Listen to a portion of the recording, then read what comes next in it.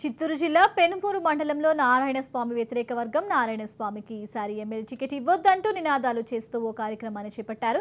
జగనన్న 175 సీట్లు గెలవాలంటే నారాయణస్వామికి టికెట్ ఇవ్వొద్దంటూ నినాదాలు చేశారు.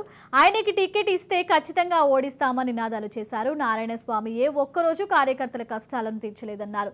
జగనన్న ముద్దు నారాయణస్వామి వద్దే వద్దు అంటూ నినాదాలు చేస్తూ ఈ కార్యక్రమాన్ని హోరెత్తించారు.